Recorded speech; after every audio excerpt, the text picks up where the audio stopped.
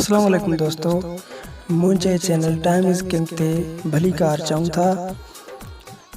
अज जो मुझो टॉपिक है त 10,000 गड कापियूं कीअं कजनि।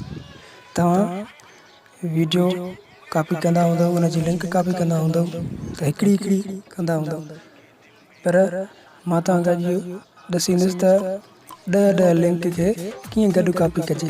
थोरो ॻाल्हायो घणो सम्झो, इन जे करे ॻाल्हाईंदासीं थोरो सम्झिजो घणो। सभ खां पहिरियां तव्हांखे हिकिड़ी एप्लीकेशन ॾेखारींदुसि, उन जे ज़रिए सभु कमु थींदो। इहो एप्लीकेशन आहे कॉपी बबल, हीअ तव्हांखे प्ले स्टोर तां मिली वेंदी।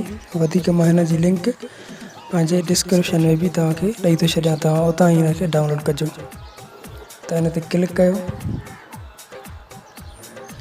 इन ते क्लिक करण खां पोइ हीअ खुली वेंदी। हाणे ये मथे नज़र अची रही है, ये है ये तव्हांखे ॾेखारियां, ये आहे वो। हिते ॾसींदी त घणी लिंक तव्हां कॉपी कयूं आहिनि, त मां हिन में 3 लिंकियूं कॉपी कयूं आहिनि। हाणे चौथी बि तव्हांखे हिन मां करे थो ॾेखारियां कॉपी। तव्हां हिते नेट सभ खां पहिरियां खोलियो, नेट करण खां पोइ कंहिं बि वीडियो जी लिंक कॉपी करे सिर्फ़ु तव्हां कॉपी कजो। पंहिंजे लिखे जिते 3 लिखियल हुआ उते 4 लिखिजी ईंदा, मतिलबु चौथी लिंक कॉपी। हीअ वीडियो आहे, हिन जी लिंक था कयूं कॉपी।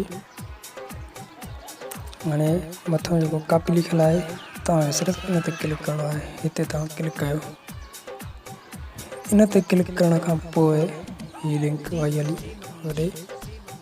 हाणे तव्हां ॾिसी था सघो मथे 3 जी जाइ ते 4 अची विया आहिनि। ये 4 है, ये 4 है, ॾिसी सघो था तव्हां 4 लिंक कॉपी। हाणे हिन ते क्लिक कयो, ॾिसी सघो था हीअ मथियों पहिरीं लिंक आहे।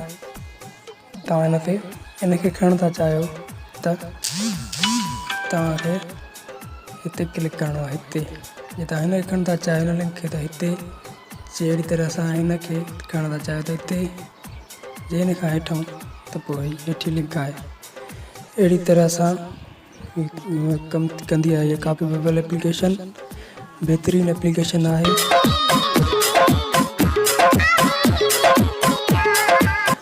अॼु जो वीडियो एतिरो ई हुयो, सिर्फ़ु इहो तव्हांखे ॿुधाइणो हुयो कॉपियूं 2-3 गॾु कीअं कजनि। इंशाल्लाह वरी कंहिं ॿिए वीडियो में मिलंदासीं, तेसीं ताईं अल्लाह हाफ़िज़।